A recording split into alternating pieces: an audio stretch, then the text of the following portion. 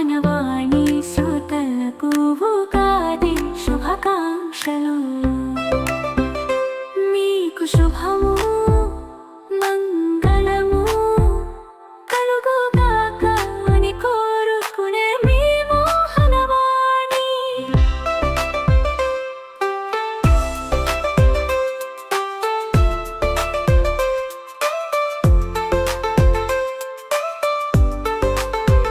వినండి, వినిపించండి, వింటూనే ఉండండి.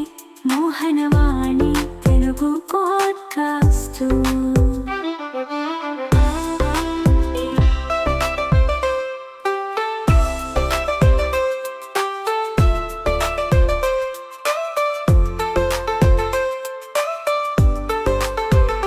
ఓం శుక్లాంబరధరం విష్ణుం శశివర్ణం చతుర్భుజం ప్రసన్నవదనం ఛాయేత్ సర్వవిఘ్నోపశాంతయే. అగజానన పద్మార్కం గజాననమహర్నిశం అనేకదం తం భక్తానాం ఏకదంతముపాస్మహే. శ్రీమాత్రే నమః. శివాయ గురవే నమః. శ్రీకృష్ణ పరబ్రహ్మణే నమః. శ్రీరామాయ నమః. శ్రీ గురుభ్యో నమః. సచ్చిదానందరూపాయ విశ్వోత్పత్యాదిహేతవే తాపత్రయ వినాశాయ శ్రీకృష్ణాయ వయం నమః. ముందుగా మోహనవాణి ఛానల్ వీక్షకులందరికీ కూడా విశ్వావసు నామ సంవత్సర ఉగాది శుభాకాంక్షలు. ఈ రోజున ఉగాది అంటే ఏంటి, ఆ తర్వాత ఈ విశ్వావసు నామ సంవత్సరానికి సంబంధించినటువంటి రాజు, మంత్రి మొదలైనటువంటి నవనాయకులు, అలాగే సంవత్సర ఫలితాలు, ఇలాంటివి పరిశీలించే ప్రయత్నం చేద్దాం.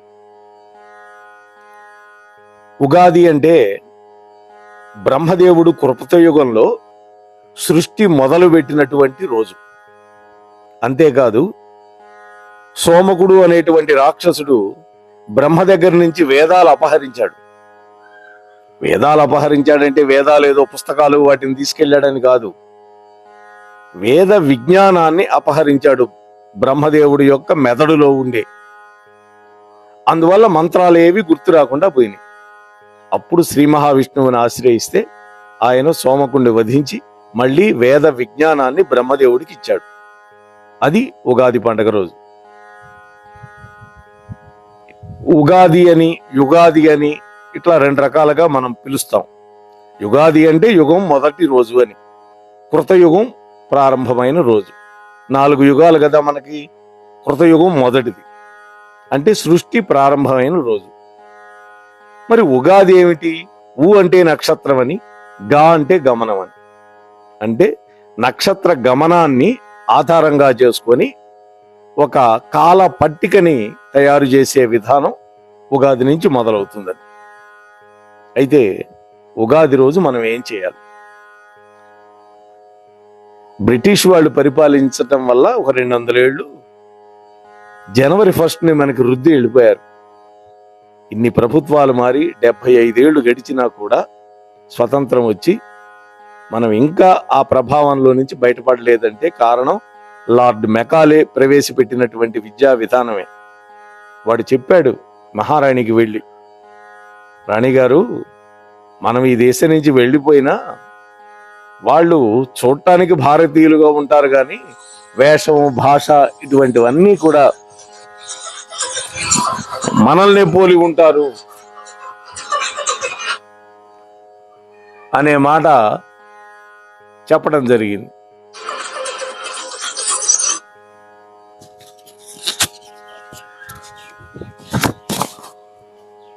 అంటే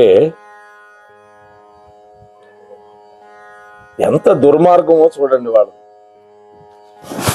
తాము వెళ్ళిపోయినా కూడా తమ వాసన మాత్రం మనల్ని విడిచిపెట్టకుండా చేసి వెళ్ళారు వాళ్ళు. అది వాళ్ళు చేసినటువంటి పరమ దుర్మార్గమైనటువంటి విశేషం.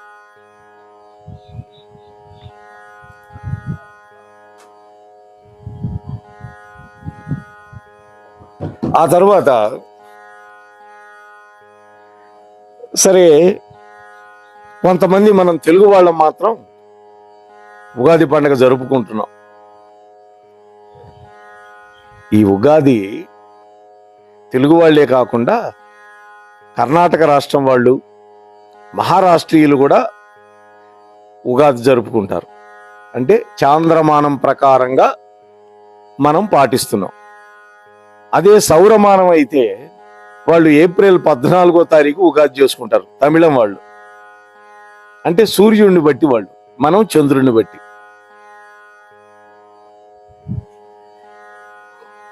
అయితే ఉగాది రోజు మొట్టమొదట మనం చేయాల్సిన పని ఏమిటి అంటే, నువ్వుల నూనె తలకి అంటించుకొని ఇంట్లో పెద్దవాళ్ళు ఉంటే వాళ్ళ చేత, భార్య లేదా తల్లి లేదా అక్కయ్య వీళ్ళ చేత అంటించుకొని చక్కగా కుంకుడు నురుసుతోటి అభ్యంగన స్నానం చేయాలి.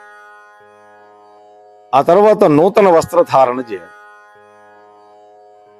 వీలైనంత వరకు ఉగాది రోజు కొత్త బట్టలు వేసుకోవడానికి ప్రయత్నించాలి. ఆ తర్వాత నీ కులదైవం, నీ ఇష్టదైవం ఈ రెండిటిని పూజించాలి.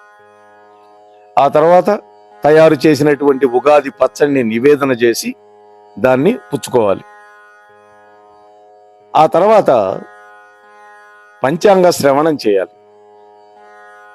ఆ తరువాత ప్రపాదానము అంటే ఎండాకాలం కదా మనకి వచ్చేదంతా, అందువల్ల కొత్త కుండ శుభ్రంగా కడిగి దాని నిండా నీళ్లు పోసి ఒక బ్రాహ్మణుడికి దానం చేయటం, దీన్ని ప్రపాదానము అంటారు. లేదు మనకు ఓపిక ఉంటే చలివేంద్రాన్ని కూడా ఏర్పాటు చేయొచ్చు మన పెద్దల పేరుతోటి. ఇక 7 వస్త్రాలు యోగ్యత కలిగినటువంటి వాళ్ళకి దానం చేయాలి. ఇంకా 8వది భగవద్ధ్వజం అంటే కాషాయ ధ్వజాన్ని మన ఇంటి మీద ఎగురవేయాలి. అలాగే నీకు సమీపంలో ఉండేటటువంటి దేవాలయానికి వెళ్ళి స్వామి యొక్క దర్శనం చేసుకొని రావాలి. ఆ తరువాత మంచి పనులకు శ్రీకారం చుట్టాలి. అలాగే మనలో ఉన్నటువంటి దుర్గుణాలని విడిచిపెట్టడానికి ఒక ప్రతిజ్ఞ పట్టాలి. ఇక చివరిది పురాణాలు గాని, ఇతిహాసాలు గాని, భగవద్గీత గాని పఠించవచ్చు. పఠించడం చేత కాకపోతే శ్రవణం కూడా చేయొచ్చు. ఈ పనులన్నీ కూడా ఉగాది రోజు మనం చేయాలి. ఇకపోతే పంచాంగ శ్రవణం అనుకున్నాం కదా మనం. ఈ విశ్వావసు నామ సంవత్సరం ప్రభవాది 6 సంవత్సరాల్లో 39వదండి. అలాగే కలియుగం ప్రారంభమై 5125 ఏళ్లు పూర్తయి 5126వ సంవత్సరం ఇప్పుడు ప్రారంభమైంది ఈ విశ్వావసు నామ సంవత్సరం. ఈ విశ్వావసు అంటే అర్థం ఏంటంటే, విశ్వం అంటే ప్రపంచంలో ఉండే ప్రజలు, వసు అంటే సంపద, బంగారం, సమృద్ధిగా ఇచ్చేటటువంటి సంవత్సరము అని పెద్దవాళ్ళు చెప్పారు. ఇక పంచాంగం అంటే 5 అంగాలు కలిగిందని అందరికీ తెలిసిందే. తిథి, వారము, నక్షత్రము, యోగము, కరణము అనేటువంటి 5 అంగాలతో ఉన్నది పంచాంగం. తిథిని మనం తెలుసుకోవటం వల్ల సంపదలు వస్తాయి. వారం తెలుసుకోవటం వల్ల ఆయుర్దాయం పెరుగుతుంది. నక్షత్రం తెలుసుకోవటం వల్ల పుణ్యం వస్తుంది. అలాగే యోగాలు 27 ఉంటాయి మొత్తం, నిష్కంభము మొదలైనవి. ఆ యోగం తెలుసుకోవటం వల్ల వ్యాధి నాశనం అవుతుంది. ఇకపోతే కరణాలు 11 ఉంటాయి. ఒక తిథిలో 2 కరణాలు ఉంటాయి, మొత్తం 11 కరణాలు. ఈ కరణాన్ని తెలుసుకోవటం వల్ల ఇష్టకామ్య సిద్ధి కలుగుతుంది. అంటే నీ మనస్సులో ఉన్నటువంటి కోరిక ఏదైతే కోరుకుంటావో అది సిద్ధిస్తుంది. అట్లాగే పంచాంగ శ్రవణం చేయటం వల్ల నవగ్రహాల యొక్క అనుగ్రహం కలుగుతుంది. సూర్యుడి వల్ల శౌర్యం వస్తుంది, చంద్రుడి వల్ల భాగ్యం వస్తుంది, కుజగ్రహాన్ని వల్ల సకల శుభాలు కలుగుతాయి, బుధగ్రహం బుద్ధి వికాసం కలిగిస్తుంది, గురుగ్రహం విద్యాప్రాప్తినిస్తుంది, శుక్రగ్రహం సుఖమిస్తుంది. అదే పెళ్ళైన వాడికి కళత్ర సౌఖ్యం, పెళ్లి కాని వాళ్ళకి భోగాలు కలుగుతాయి. శని దుఃఖనాశకుడు. వాస్తవంగా శని అనగానే భయపడిపోతాం, కానీ మన దుఃఖాలు నాశనం చేసే శక్తి శనీశ్వరుడుకు. రాహువు కీర్తికారకుడు, కేతువు వంశాభివృద్ధి కారకుడు. కాబట్టి ఈ నవగ్రహాలని మనం స్మరించుకోవటం వల్ల మనకి చక్కటి శుభాలన్నీ కూడా వాళ్ళు ఇస్తారన్నమాట.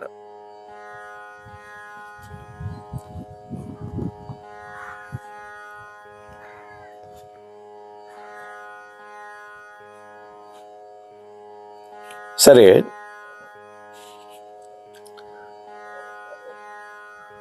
ఈ విశ్వావసు నామ ఫలితాలు గనక మనం ఆలోచిస్తే, ఈ విశ్వావసు నామ సంవత్సరంలో పంటలు మధ్యమంగా ఉంటాయి, ధరలు పెరిగే అవకాశం ఉంది, వర్షాలు కూడా ఎక్కువగా ఉంటాయి. ప్రజలకి దొంగల వల్ల రోగాల వల్ల బాధలు వస్తాయి. రాజులు లోభత్వం కలిగి ఉండటం వల్ల ప్రజల్లో కొంత విశ్వాసం కోల్పోయే అవకాశం కనిపిస్తుంది. ఇక్కడ రాజులు అంటే ప్రభుత్వాన్ని నడిపేటటువంటి వాళ్ళు, రాజకీయ నాయకులు కావచ్చు లేదా అధికారులు కావచ్చు. ఇక ఈ సంవత్సరం ఆదివారం ప్రారంభం అవుతోంది ఉగాది. వాస్తవానికి సృష్టి ప్రారంభం కూడా ప్రభవ సంవత్సరం మొదటిది. మొదటి నెల చైత్రం, మొదటి పక్షం శుక్లపక్షం, మొదటి తిథి పాడ్యమి, మొదటి వారం ఆదివారం. ఇన్ని రకాలుగా మొదలైంది ఉగాది మనకి. అయితే ఈ సంవత్సరం ఆదివారం ఉగాది వస్తుంది. ఆదివారం రావడం వల్ల ఆదివారానికి అధిపతి సూర్యుడు కాబట్టి ఈ సంవత్సరానికి రాజు సూర్యుడు అవుతాడు. ఇది లెక్క అన్నమాట. అంటే ఏ వారం అయితే మొదలవుతుందో ఆ వారానికి అధిపతి ఎవరు ఉంటారో వాళ్ళు రాజరికం, కింగ్ అన్నమాట. ఈ నవనాయకులు గనక ఆలోచిస్తే రాజు సూర్యుడు, మంత్రి చంద్రుడు, సేనాధిపతి శనైశ్చరుడు, సస్యాధిపతి బుధుడు, ధాన్యాధిపతి కుజుడు, అర్ఘాధిపతి సూర్యుడు, మేఘాధిపతి సూర్యుడు, రసాధిపతి శుక్రుడు, నీరసాధిపతి బుధుడు. రాజు రవి కదా, అంటే సూర్య భగవానుడు రాజు అయినందున రాజులు పరస్పర వైరాన్ని కలిగి ఉంటారు. అంటే ఒక దేశానికి మధ్య వైరాలు. అంతేకాదు, దేశంలో ఉన్నటువంటి ప్రభుత్వం, ప్రతిపక్ష నాయకులు ఎప్పుడు కూడా విరోధ భావాలు, విమర్శలు చేసుకోవటం, ప్రతి విమర్శలు చేసుకోవటం ఉంటుంది. అలాగే మేఘాలు సామాన్యంగా వర్షం కురిపిస్తాయి. ప్రజలకి పరిపాలకుల వల్ల, ఆయుధాల వల్ల భయం కలుగుతుంది. దొంగతనాలు, అగ్ని ప్రమాదాలు కూడా ఎక్కువగా ఉంటాయి. ఇది సూర్య భగవానుడు రాజుగా ఉండటం వల్ల. ఇక మంత్రి చంద్రుడు ఉండటం వల్ల ఏం ఫలితం వస్తుంది అంటే, మంచి వర్షాలు సస్యానుకూలంగా పడతాయి, పంటలు బాగా పండుతాయి, లోకంలో ఆరోగ్యం పెరుగుతుంది. అలాగే మృష్టాన్న భోజనం సమృద్ధిగా దొరుకుతుంది. అలాగే రాష్ట్రం కూడా సుభిక్షంగా ఉంటుంది. సేనాధిపతి శనైశ్వరుడు కావటం వల్ల రాజులు ధర్మం తప్పిన వాళ్ళు అవుతారు. అంటే రక్షణ శాఖలో లోపాలు వస్తాయి. ప్రజలు పాపకర్మలు చేసేవాళ్ళు అవుతారు. పరస్పర కలహాలు, ఆరోపణలతోటి ప్రజలు ఉంటారు. 4 సస్యాధిపతి బుధగ్రహం కావటం వల్ల వర్షాలు సామాన్యంగా ఉంటాయి. పంట నష్టం వల్ల కొంత పంట మాత్రమే రైతులకి చేతికందుతుంది. మేఘాలు గాలి వల్ల ఎగరగొట్టబడి కొంచెం వర్షం తగ్గుతుంది. అందువల్ల పంట తగ్గుతుంది. ప్రజలు ఎల్లవేళలా భయంతో మనుగడ సాగిస్తారు. సస్యాధిపతి బుధుడు కావటం. ధాన్యాధిపతి కుజగ్రహం. కుజుడు ధాన్యాధిపతి కావటం వల్ల కొన్ని రకాల ధాన్యాలు బాగా పండుతాయి. ముఖ్యంగా ఎర్రగా ఉండేటటువంటివి బాగా పండుతాయి. మిరపకాయలు, మినుములు క్షమించాలి, కందులు ఇలాంటివి ఎర్రవి. అలాగే రాగులు, ఆవాలు ఇలాంటివి. అలాగే ఎర్రరేగడి భూములు బాగా పంటలు అందిస్తాయి. ఎందుకని? కుజగ్రహం ఎర్రగా ఉంటాడు ఆయన. ఇకపోతే అర్ఘాధిపతి సూర్యుడు. అర్ఘాధిపతి సూర్యుడు కావటం వల్ల ధరలు తగ్గటం, నిలకడ లేకుండా ఉండటం జరుగుతుంది.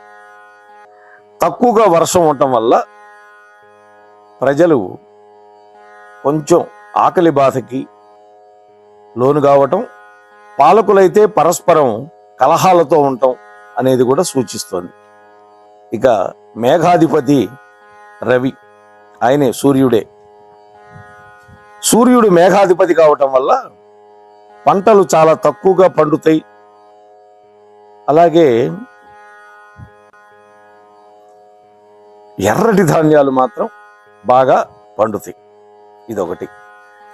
రసాధిపతి శుక్రగ్రహం.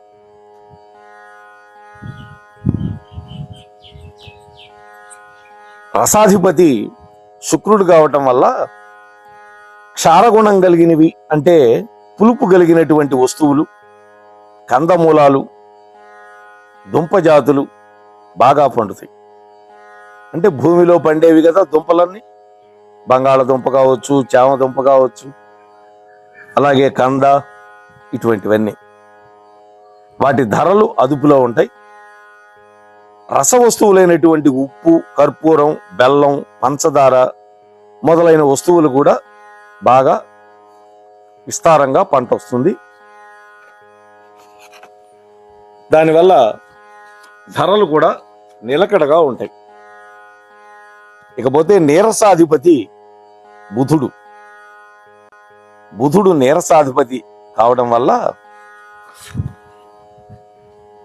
నీరసాధిపతి ఆధిపత్యం వల్ల ఏమవుతుందంటే నవరత్నాలు వీటికి సంబంధించిందనమాట. మరకతమణులు అంటే పచ్చలు బాగా వృద్ధి పొందుతాయి.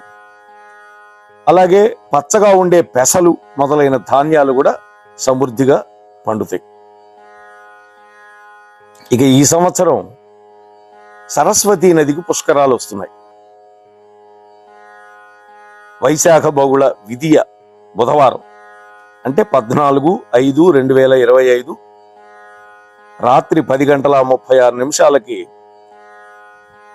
దేవగురువు అయినటువంటి బృహస్పతి గ్రహం మిథున రాశిలోకి ప్రవేశిస్తుంది. కాబట్టి సరస్వతీ నదికి పుష్కరాలు మొదలవుతాయి. అవి 12 రోజుల పాటు అంటే మే నెల 15వ తేదీ నుంచి మే నెల 26వ తేదీ వరకు ఉంటాయి.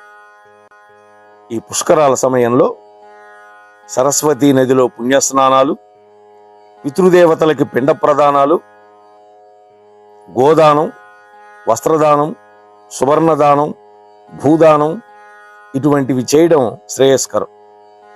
దీనివల్ల వంశాభివృద్ధి, పాపనాశనం జరుగుతుంది. ఈ సరస్వతీ నది అందరూ వెళ్ళగలిగిన ప్రదేశం ఏంటంటే అలహాబాద్, ప్రయాగరాజ్ అంటాం. ఈ మధ్యనే కదా మనకి అక్కడ మహాకుంభమేళా జరిగింది. అక్కడ సరస్వతీ నది అంతర్వాహినిగా ఉంటుంది. అయినా 3 నదుల సంగమం కాబట్టి ప్రయాగరాజు అదొకటి. లేదా ఉత్తరాఖండ్లో బద్రీనాథ్. ఆ బద్రీనాథ్ దగ్గర మానా అనేటువంటి గ్రామం దగ్గర అక్కడే ఉద్భవమై కొంచెం దూరం ప్రవహించి మందాకిని నదిలో కలిసిపోతుంది. అక్కడ మేము ఇటీవల సెప్టెంబర్ నెలలో పోయిన సంవత్సరం వెళ్ళొచ్చాం. ఆ మానా గ్రామానికి వెళ్ళాం. అదే భారతదేశంలో మొదటి గ్రామం. అక్కడికి వెళ్ళి ఆ సరస్వతీ నదిని దర్శించి అక్కడ ఉన్నటువంటి సరస్వతీ మాత, వేదవ్యాసుల వారి గుడి అవన్నీ చూసి, పాండవులు కూడా ప్రస్థానానికి వెళ్ళినటువంటి ఆ యొక్క ఆర్చి అవన్నీ కనపడ్డాయి.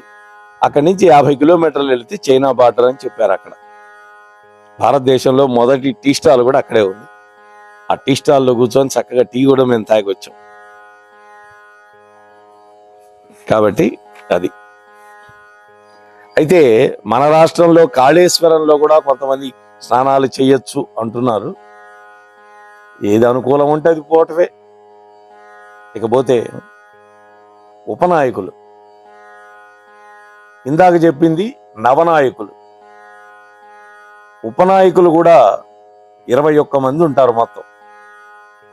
పురోహితుడు బుధుడు, పరీక్షకుడు బుధుడు, గణకుడు శుక్రుడు, గ్రామపాలకుడు సూర్యుడు, దైవజ్ఞుడు చంద్రుడు, రాష్ట్రాధిపతి రవి, సర్వదేశ ఉద్యోగపతి చంద్రుడు, అశ్వాధిపతి చంద్రుడు, గజాధిపతి కూడా బుధుడు, అలాగే పశువులకు అధిపతి సూర్యుడు, దేవాధిపతి బుధుడు, నరాధిపతి శనేశ్వరుడు, గ్రామాధిపతి బుధుడు, వస్త్రాధిపతి శుక్రుడు, రత్నాధిపతి సూర్యుడు, వృక్షాధిపతి కుజుడు, జంగమాధిపతి బుధుడు, సర్పాధిపతి శుక్రుడు, మృగాధిపతి చంద్రుడు, శుభాధిపతి రవి, స్త్రీలకు అధిపతి రవి. ఈ మొత్తంలో శుభులు 13 మంది ఉంటే పాపులు 8 మంది ఉన్నారు.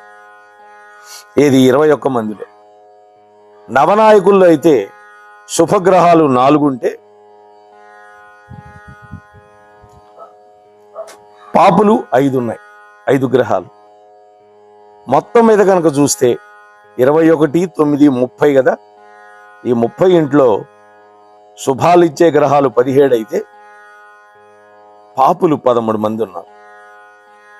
అయితే శుభాలు ఇచ్చే వాళ్ళే ఎక్కువ ఉండటం వల్ల అదొక మనకి ఒక సుగుణం. ఇక ఆర్ద్రా ప్రవేశ ఫలితం ఏంటో చూద్దాం. ఈ సంవత్సరం జ్యేష్ఠమాసం బహుళ ద్వాదశి ఆదివారం 22వ తేదీ జూన్ నెల 2025, 22/6/2025 తేదీన ఉదయం 6:20 సూర్య భగవానుడు ఆరుద్ర నక్షత్రంలో ప్రవేశిస్తాడు. తిథి ద్వాదశి ఉత్తమ ఫలితం ఇస్తుంది. ఆదివారం పశువులకు నష్టం. భరణి నక్షత్రం కావటం వల్ల అశుభం. సుకర్మ యోగం వల్ల వర్షాధిక్యత. కౌలకరణం వల్ల వర్షప్రాప్తి. మిథున లగ్నం వల్ల పశునాశనం.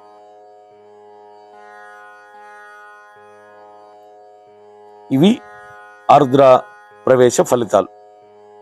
ఇక కర్తరి, కొంతమంది కత్తెర అంటుంటారు గ్రామస్తులు, గ్రామీణులు. కర్తరి, వాస్తు కర్తరి అంటారు దీన్ని. 4/5/2025 తారీఖు నుంచి పగలు 3:35 సూర్యుడు భరణి నక్షత్రంలో 3వ పాదంలోకి ప్రవేశిస్తాడు. అందుకని చిన్న కత్తెర లేదా డొర్లు కర్తరి అని అంటారు. ఆ తర్వాత 11/5/2025 తేదీ ఆదివారం పగలు 1:18 కృత్తికా నక్షత్రంలోకి ప్రవేశిస్తున్నందువల్ల సూర్యుడు దీన్ని అగ్నికర్తరి అని, పెద్ద కర్తరి అంటారు. 28/5/2025 వరకు అంటే బుధవారం రాత్రి 8:48 రోహిణి నక్షత్రం 2వ పాదంలోకి ప్రవేశిస్తారు సూర్యుడు. ఇక్కడతోటి కర్తరి పూర్తవుతుంది. ఈ కర్తరి సమయంలో ఇంటికి కప్పులేయటం కానీ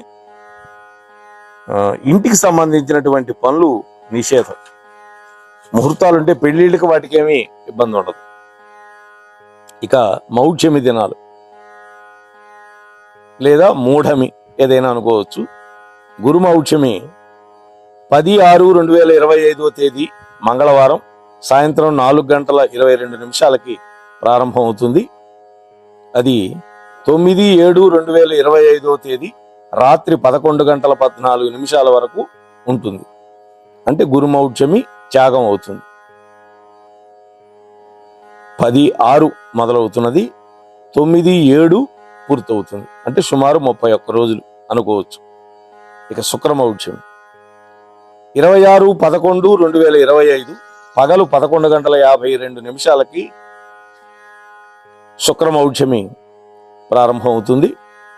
అది 17/2/2026 పగలు 3:08 వరకు ఉంటుంది. అంటే ఇది చాలా పెద్ద మౌఢ్యమే. అంటే డిసెంబర్ అంతా ఉంటుంది, జనవరి ఉంటుంది, ఫిబ్రవరిలో 17వ తేదీ దాకా ఉంటుంది. కాకపోతే పుష్యమాసం శూన్యమాసం కాబట్టి ఎటు ముహూర్తాలు ఉండవు. ఒక నెల పోయిన మిగిలినటువంటి రోజుల్లో కొంచెం ముహూర్తాలకి ఇబ్బంది. అంటే మౌఢ్యమి దినాల్లో గురుబలం ఉండదు. దానివల్ల పెళ్ళిళ్ళు, గృహప్రవేశాలు, ఉపనయనాలు ఇటువంటివన్నీ కూడా కుదరవు, చేయకూడదు అన్నమాట. ఇకపోతే గ్రహణాలు 7/9/2025 భాద్రపద శుద్ధ పౌర్ణమి శనివారం రాత్రి 9:57 పూర్వభాద్ర నక్షత్ర కుంభరాశిలో రాహుగ్రస్తమైనటువంటి సంపూర్ణ చంద్రగ్రహణం ఏర్పడుతుంది. ఇది రాహుగ్రస్తం సంపూర్ణం.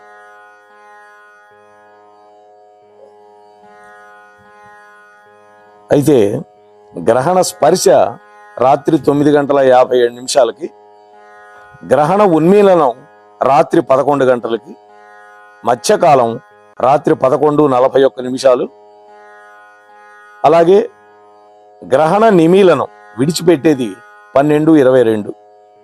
గ్రహణము యొక్క మోక్షకాలం 1:25. బింబగ్రాసం 1:36. గ్రహణం పూర్తిగా ఎంతసేపు పడుతుందంటే ఆది అంతం 3:49. ఈ గ్రహణం కుంభరాశిలో పట్టడం వల్ల కుంభరాశి, కర్కాటకం, మీనం, వృశ్చికం, కుంభం, కర్కాటకం, మీనం, వృశ్చికం ఈ 4 రాసుల వాళ్ళు చూడకూడదు. సూర్యాస్తమయం తర్వాత గ్రహణం వల్ల నిత్య భోజన యథావిధిగా జరిపించుకోవచ్చు. సాయంత్రం 5 గంటల లోపలగా పలహారం పూర్తి చేసేసుకోవాలి. రాత్రిపూట భోజనం పనికిరాదు. అంటే 5 గంటలకే పూర్తి చేయాలి. సూర్యాస్తమయ సమయంలో కాకుండా అంతకంటే ముందు ఇది. అయితే ఈ గ్రహణ ఫలితం ఏమిటి అంటే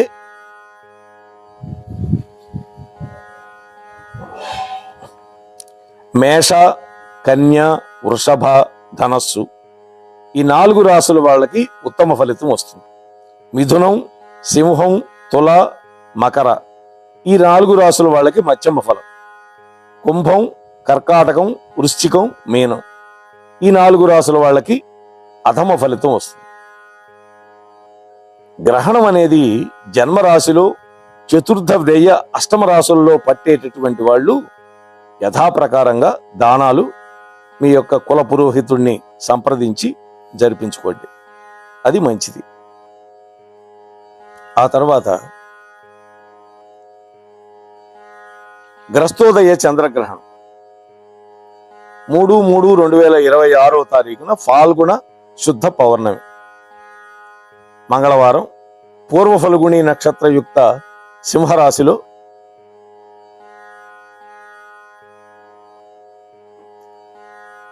గ్రస్తోదయ చంద్రగ్రహణం పడుతున్నదన్నమాట. అయితే ఈ చంద్రగ్రహణం పగటిపూట వస్తుంది. 3:25 మొదలవుతుంది. సాయంత్రం 6:51 వెళ్ళిపోతుంది.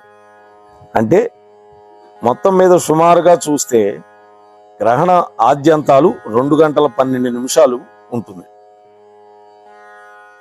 ఈ గ్రహణం సింహరాశిలో పట్టడం వల్ల సింహం, కన్య, మకరం, మేషరాశి వాళ్ళు ఈ చంద్రగ్రహణం చూడకూడదు. అందులో అపరాహ్న సమయంలో పట్టడం వల్ల ఏదైనా సరే ఆబ్దికాలు ఇటువంటి వస్తే గ్రహణం పూర్తయిన తర్వాత చంద్రబింబాన్ని చూసి ఆ రోజు ఉపవాసం ఉండి మరుసటి రోజు ఆబ్దికం పెట్టుకోవాలి. ఇది గుర్తుపెట్టుకోవాలి. ఇకపోతే మిగిలినటువంటి విషయాలని రేపటి రోజు 2వ భాగంలో ముచ్చటించుకునే ప్రయత్నం చేద్దాం. అంతవరకు స్వస్తి.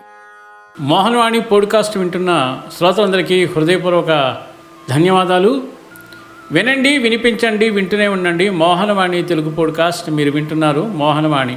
ఇంతవరకు మన ఛానల్కి ఎవరైనా సబ్స్క్రైబ్ చేసుకోకపోతే ఇప్పుడే ఈ క్షణమే సబ్స్క్రైబ్ చేసుకుని ఆ పక్క నుండి బెల్ బటన్ మ్రోగించి మమ్మల్ని ప్రోత్సహిస్తారని మనస్ఫూర్తిగా కోరుకుంటూ